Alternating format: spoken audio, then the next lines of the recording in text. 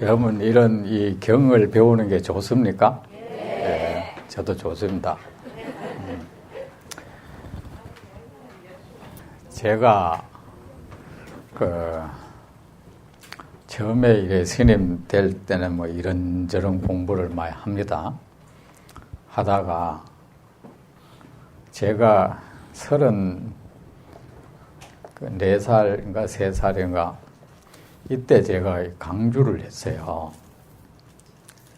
강주를 했는데 그 강주를 하면서 제가 모든 이 외도 책을 손에 놓았습니다. 내가 이 불교 공부를 하는데 에너지를 다 바쳐도 모자란다는 것을 제가 알았습니다. 그래서 유교나 이런 온갖 책들을 전부 내 방에서 치웠습니다. 이제 부처님 제자가 되어야 된다. 다 부질없는 것이다. 그러다가 한 40살 그 무렵부터는 경전 이외의 모든 책을 제가 다 치웠습니다. 경전, 결국은 이 부처님 말씀을 들어야 된다. 우리가 흔히 말하는 조사의록이니 무슨 논이니 하는 거 모두 손에서 놓았습니다. 이제 그냥 부처님 말씀에 충실해야겠다. 왜 그랬냐 하면은 그 모든 걸 공부를 이래 하다 보니까 역시 일단 우리가 조사라고 부르는 그 사람들의 말이 금방은 읽으마 내한테 탁탁탁탁 오고 나를 어찌해 주는 것 같은데 아니야. 그 에너지가 역시 부처님만큼 안 돼. 도저히 그 비교가 안 돼요. 그래서 놓았습니다. 놓고 경전을 쭉 그때 보면 경전을 의지해서 하는데 그러다가 한 10년 전쯤부터는 내가 어차피 이 모든 경을 다 할 수는 없구나. 모든 경이라는 것이 그 맥락이 같은 말씀이고 말씀의 방향이 다를 뿐인 거야. 그래서 여기서 다 할 수가 없으니까 어차피 여기서 내가 줄여야겠다, 선택을 해야겠다 한 것이 금강경하고 유마경이었어. 응? 그래서 이 두 가지 경을 제가 열심히 읽었어요. 읽었는데 제 불교에 관한 제 모든 내 사유의 두 다리 역할을 하는 게 금강경과 유마경입니다. 내 모든 사유의 근거지가 되고 있습니다. 저는 불교를 말하면 이 금강경과 유마경의 두 다리를 걸쳐놓고 말합니다. 내가 개인적으로 아는 것을 말하지 않습니다.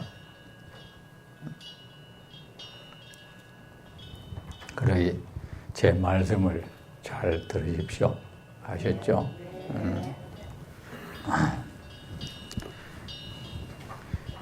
저는 이 법문을 하는데 제가 세우는 원칙이 있습니다. 원칙이 뭐냐면 첫째는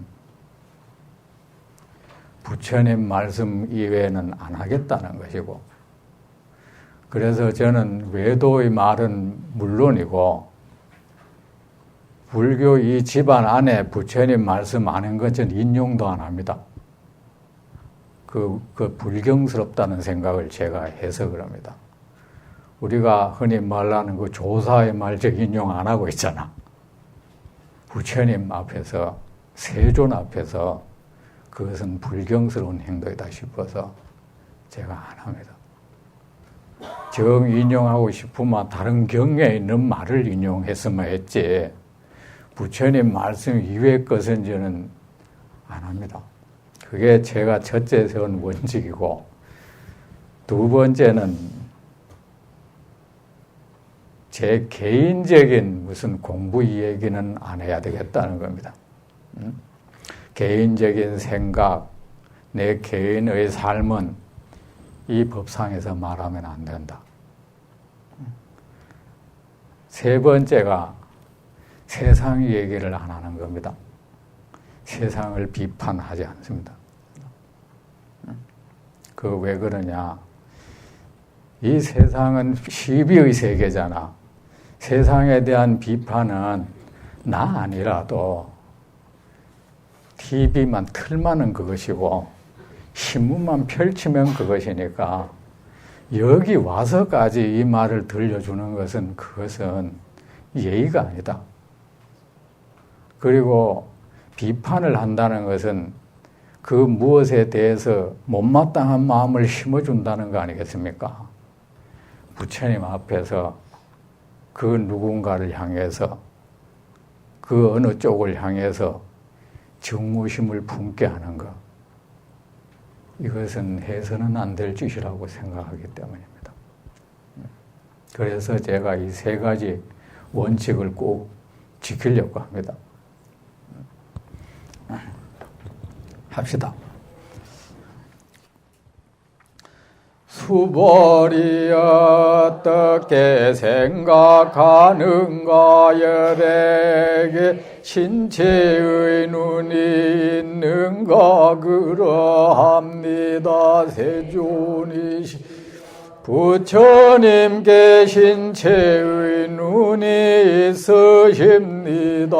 수벌이 어떻게 생각하는가 열에게 모든 것을 보는 눈이 있는가 그러합니다. 세존이시여 부처님 모든 것을 보시는 눈이 있으십니다. 수벌이 어떻게 생각한 열에게 존재의 참모습을 비추어 보는 눈이 있는가 그러합니다. 세존이시여 부처님께 존재의 참모습을 비추어 보시는 눈이 있으십니다. 수벌이 어떻게 생각하는가 열에게 깨달음을 얻는 방편 밝게 분별하여 보는 눈이 있는가 그러합니다. 세존이시여 부처님 깨달음을 얻는 방편을 밝게 분별하여 보시는 눈이 있으십니다. 수벌이 어떻게 생각하는가 열에게 앞의 네 가지 눈과 자비의 눈이 있는가 그러하 세존이시여 부처님께 앞의 네 가지 눈과 자비의 눈이 있으십니다. 수벌이 어떻게 생각하는가 열애가 겐지스강에 있는 모래를 말라였는가 그러함 세존이시여 열애께서 겐지스강의 모래를 말씀하셨습니다. 수벌이 어떻게 생각하는가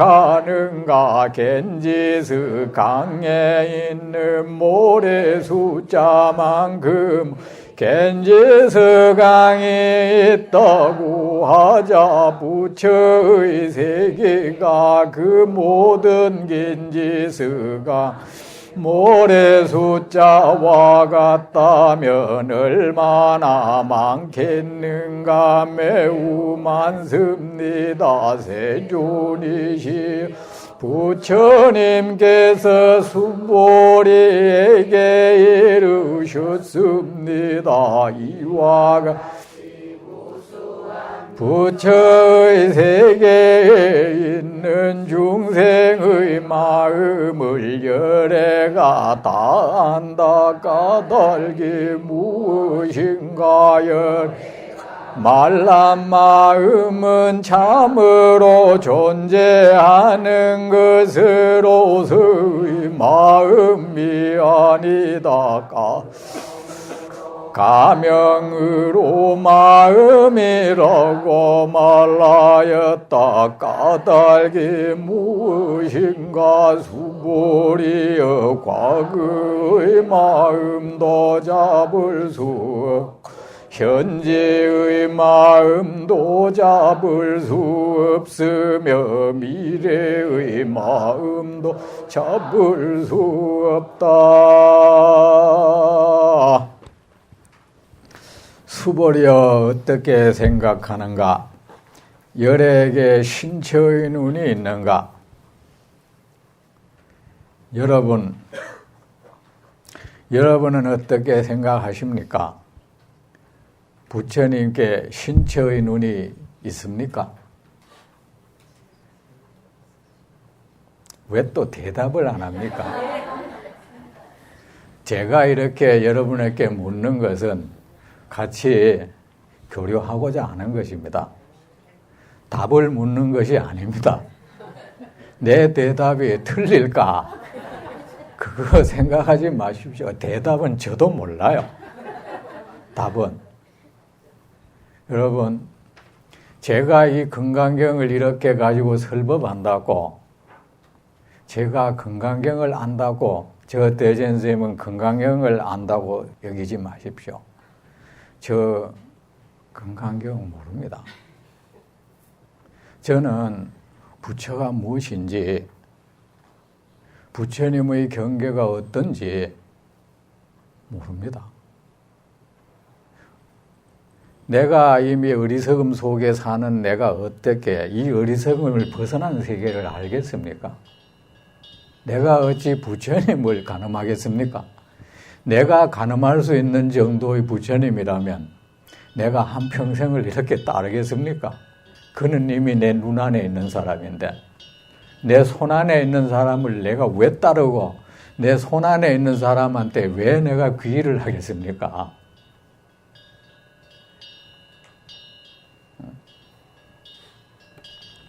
저는 경련은 차치하고라도 말입니다.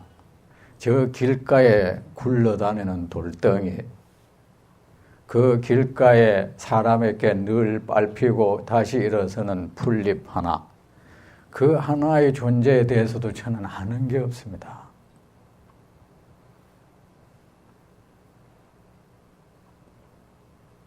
내 시각에 비춰온 그 모든 존재가 나는 그 모습이 아니란 걸 저는 알고 있습니다. 내 눈이라는 하나의 물건을 통과하면서 그것은 이미 바뀌어버린 겁니다.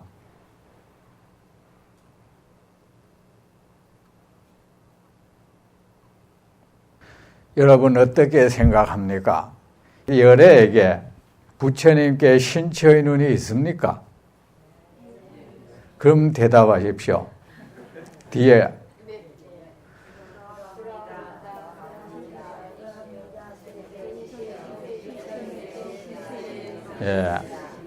여러분 대화는 진실돼야 돼요.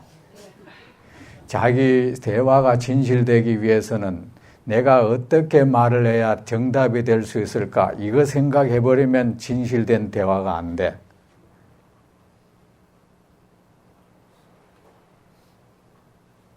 저는 그냥 내가 이렇게 일어나는 생각을 그렇게 말을 해야 돼. 대화를 통해서 자기의 공부 정도를 내보이려고 한다든가 그런 허망스러운 대답하면 안 됩니다. 수보리여 어떻게 생각하는가? 열애께 신처의 눈이 있는가? 그러합니다. 세존이시여 부처님께 신처의 눈이 있으십니다. 이게 얼마나 자연스럽습니까? 수보리여 어떻게 생각하는가? 열애께 모든 것을 보는 눈이 있는가? 멀리 있는 것이거나 가까이 있는 것이거나 밝은 곳에 있거나 어두운 곳에 있거나 과거에 존재했거나 현재에 존재하거나 미래에 존재하거나 그 모든 것을 보는 눈이 그걸 우리는 뭐라고 합니까? 천안이라고 하죠. 그 모든 것을 보는 눈이 부처님께 있습니까?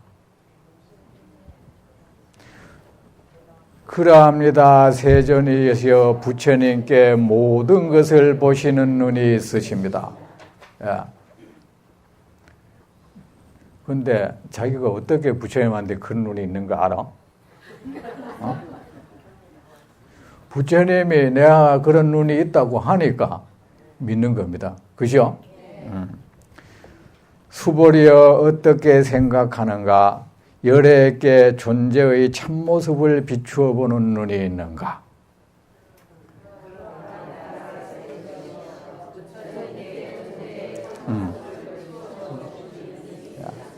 무엇이 존재의 참모습입니까? 존재에는 아무런 실체가 없다는 것, 그것은 거짓스럽다는 것, 그것은 반드시 그 생겨남도 거짓스러운 것이고 그 사라짐도 거짓스럽다는 것, 그것을 부처님은 알고 계신다 이겁니다. 그것이 존재의 참모습입니다. 참모습이라고 해서 여러분 지금 눈에 보이고 귀에 들리는 것은 거짓된 것이고 이거 안에 숨어있는 그 어떤 참것이 있으리라 그런 생각하지 마십시오. 또 하나의 헛것을 만들어내는 행위입니다. 그것이 또 하나의 헛개비 만들어내는 행위 하지 마십시오. 이 허공 속에서 아무것도 없는 이 속에서 그 무엇인가를 날조하려고 들지 마십시오. 그것은 날조 행위입니다. 그러합니다. 세존이시여 부처님께 존재의 참모습을 비추어 보시는 눈이 있으십니다. 수보리여 어떻게 생각하는가? 열애께 깨달음을 얻는 방편을 밝게 분별하여 보는 눈이 있는가? 부처님께 이 눈이 있으십니까?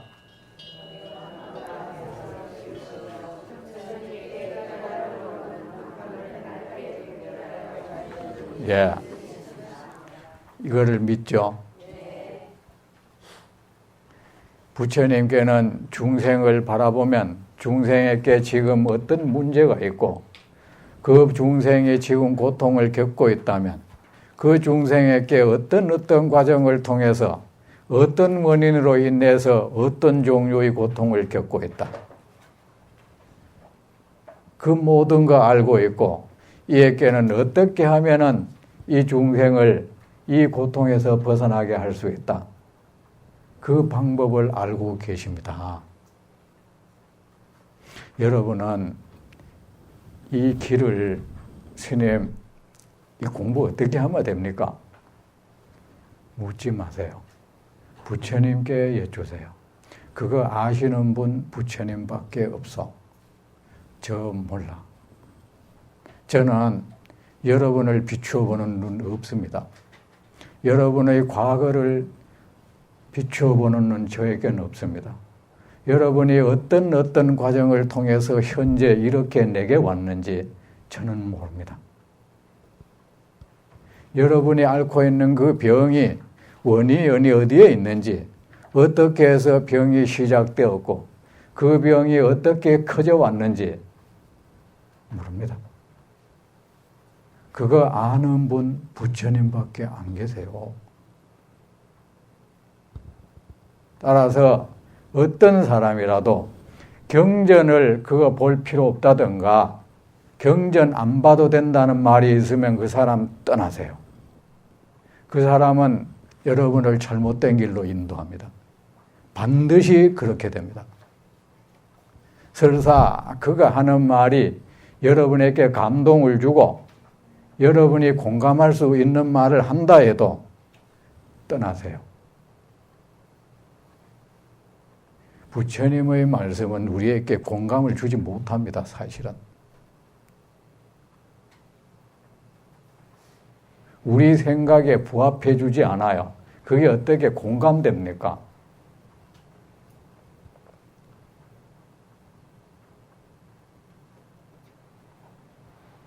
우리가 지금 이 불교의 문제점이 우리 불교는 부처님 가르침이고 부처되고자 하는 사람들이 왜 부처님 말씀을 외면하고 있는지.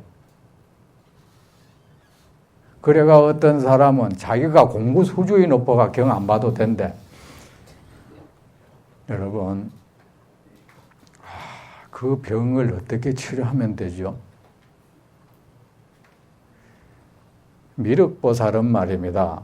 부처님으로부터 다음 생에 성불한다는 수기를 받으셨어. 하늘의 신들이 그에게 물었습니다. 당신은 어떻게 수행합니까? 미륵보살이 대답합니다. 부처님 말씀을 충실히 따릅니다. 여러분, 어떤 사람이 마라톤 경기를 합니다. 출발점이 앞에 왔습니다. 어떻게 하죠? 이때까지 달려온 대로 달려야죠. 길을 벗어나면 안 되죠. 정해진 그 길을 계속 달려야죠. 여러분은 공부하면 기초니 요새 그 불교 대학이라는 데 하면 말이야 기초반, 중급반, 상급반 이라 하니까 상급반 정도 되면 정말 자기가 뭔가 됐다고 생각하는 것 같아. 그래가지고 그 이상 되면은 나중엔 경도 안 봐. 한다는 게 조사 어록 보고 있어. 그 조사 어록 보고 말입니다. 여기에는 어떤 도리가 있대. 맨날 그러고 있어. 무슨 도리가 있어. 그러면서 모여가지고 서로 그 도리를 서로 토론하고 있어. 공부 그렇게 허황되게 하면 안 됩니다. 우리가 얼마나 잘못 알고 있는지 아십니까? 우리가 흔히 참선한 사람들 그러죠. 가섭의 부처님으로부터 그 인가받아가 그 대를 이었다. 그런데 여러분, 가섭도 부처님 앞에 가면 여전히 일개 수행자, 일개 보살, 일개 비구였어. 여전히 부처님의 가르침을 필요로 했어요. 아란이 된 그도 말입니다. 그런데 그 뒤를 이었다는 사람들이 어떻게 부처님의 가르침이 필요 없다는 겁니까? 이 기막힌 이 현상을 어찌해야 되죠?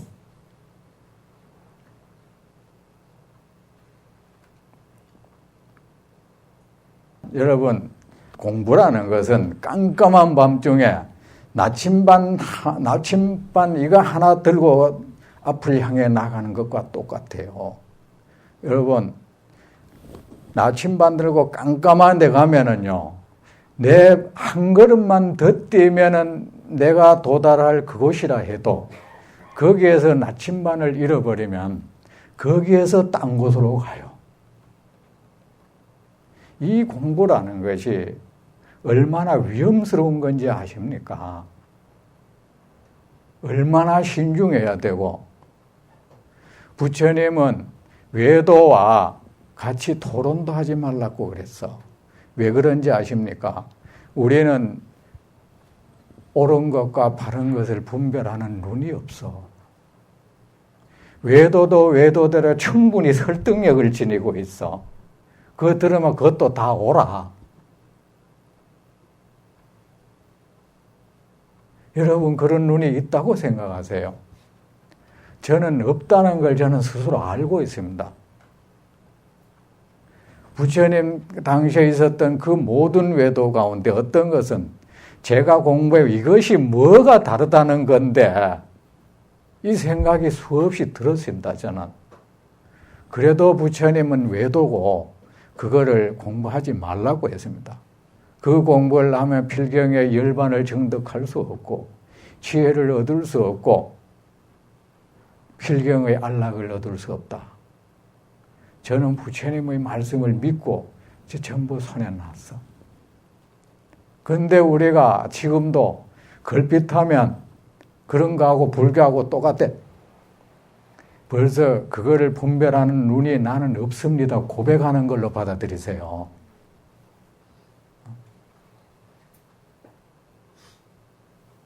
우리가 한순간만이라도 부처님 말씀 이게 놔버리면 우리가 갈 곳은 한 군데밖에 없어. 외도의 속을.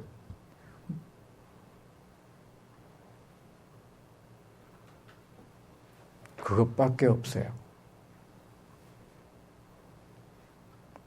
대승사 이 요새 절에 보면은 각기 뭐 제가 선방이라는 게 있죠. 그 대승사도 조직하기 전에 그게 있었어. 제가 가서 그걸 없애버렸어요. 왜 없애버렸느냐? 거기 공부하는 사람들을 이렇게 이야기를 하는 거 보니까 그 아주 위험스러워. 아주 방치가 되고 있어. 제 나름대로 다 한가락 하고 있어. 제 나름대로 말이야. 전부 자기는 법문 안 들어도 될 경계에 갔어. 전부 정신장애자 같았어. 제 혼자 뿌듯해하고 제 혼자 우월감 가지고 그래서 내가 오면은 이 사람들 처음부터 다지는 공부를 할 환경 안 되면 받지 말아야겠지. 그래 없애집니다. 큰일 나겠구나. 공부 안 한 것보다 더 못한 상태가 됐어. 대부분이 그랬습니다. 그 왜 그랬겠습니까? 부처님 말씀 외면해서 그래요. 어느 특정 스님 말 듣고 하지 마십시오.